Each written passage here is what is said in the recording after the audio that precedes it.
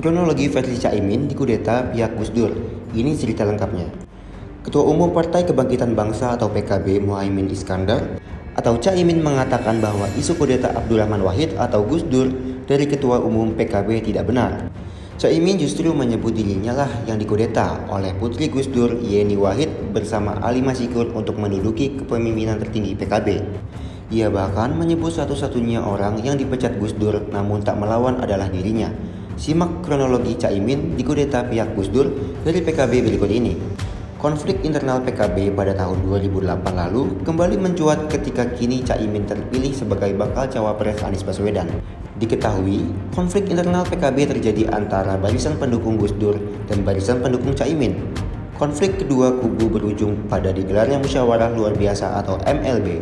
Namun, baru-baru ini Caimin membantah anggapan yang menyebut dia berkhianat pada Gus Dur. Menurut dia, narasi itu selalu berkembang setiap 5 tahun, tepatnya jelang pemilu. Caimin lantas belak-belakan mengungkap dirinya yang dikudeta pihak Gus Dur, bukan sebaliknya. Selalu muncul isu saya kudeta PKB setiap pemilu, selalu dibesarkan. Musiman lah saya bilang, atau pengkhianat. Tapi tuduhan saya berkhianat kepada Gus Dur sama sekali tidak beralasan, ucap Caimin dalam tayangan wawancara khusus bersama Mata Najwa pada Senin 4 September 2023. Caimin bahkan menyebut satu-satunya orang yang dipecat Gus Dur tapi tak melawan adalah dirinya. Dia kemudian menyerahkan kepemimpinan pada Ali Mashikur sebagai wakil ketua umum DPP PKB dan Yeni Wahid sebagai sekjen DPP PKB. Kepemimpinan Ali Mashikur dan Yeni ini hasil kudeta terhadap saya.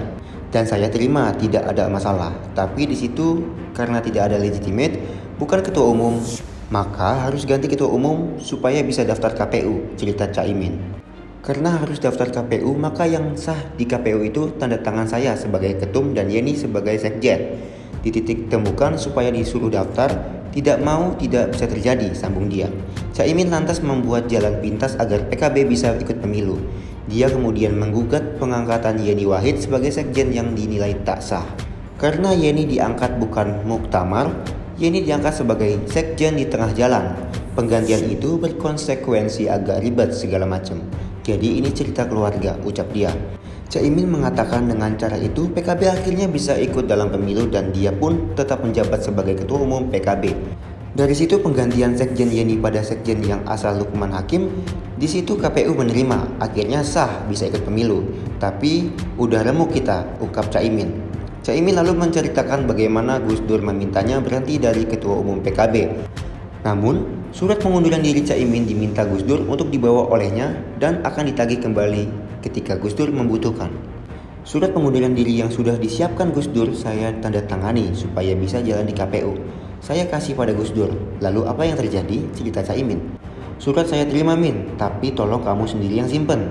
Nanti kamu keluarkan kalau benar-benar saya butuhkan, ucap Caimin menirukan perkataan Gus Dur. Caimin mengatakan hingga saat ini surat pengunduran diri itu tidak pernah diminta kembali oleh Gus Dur. Hal itulah yang disebut Caimin fakta sesungguhnya, sehingga PKB bisa lolos ikut pemilu. Oleh karenanya, Caimin menegaskan bahwa dia yang dikudeta dari PKB, bukan sebaliknya. Jangan dibalik-balik, saya mengkudeta Gus Dur. Saya yang dikudeta, tapi saya terima, pungkasnya.